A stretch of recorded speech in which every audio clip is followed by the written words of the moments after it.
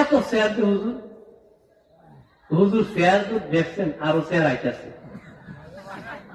আরো বানা হয়েছে, আর শুধু আমি ছাড়া আমার কাছে হুজুর অসুবিধা হয়, আমি চেয়ারে বইলে কোনো অসুবিধা নেই। এরকম মুসল্লি আছে না আমাদের? আছে না?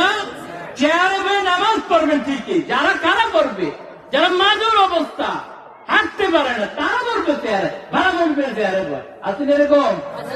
আজান কার দোয়া যে খুব মক্কা মদিনা দেখেছি যে চেয়ারে বয়ে নামাজ পড়ে তারা।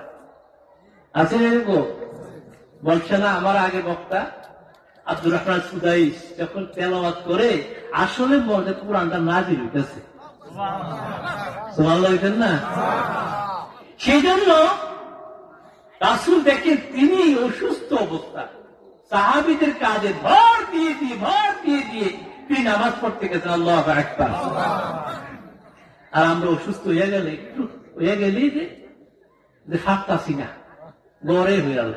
আসলে হুকুম এটা কি করা যাবে? এটা করা যাবে? বলেন 5 ওয়াক্ত নামাজ, 5 ওয়াক্ত নামাজ জামাতের সঙ্গে আদায় করব। আমিন আমিন। অনেকে মাতে না, এটা মজা করি না, কি জামাত আছে না এরকম? অনেকে আছে কবে নামাজ পড়তে এতে কইতে পারে না, কুদুরটা কইতে লাভ নাই, নামাজ তো পড়তাম না। না, নামাজ নামাজ নামাজ আমাদেরকে পড়বে, নামাজ ছাড়া উপায়। এবার যখন সূরা বাকারা যখন তেলাওয়াত করলো, সালাম টালাম ফিরাইয়া এবার ধরলো, ইমাম সাহেব আপনি মাত্র আসলেন, নতুন আইসে শুরু করলেন আপনি সূরা বাকারা দিয়ে, আর কোন সূরা নাই? আল্লাহু আকবার।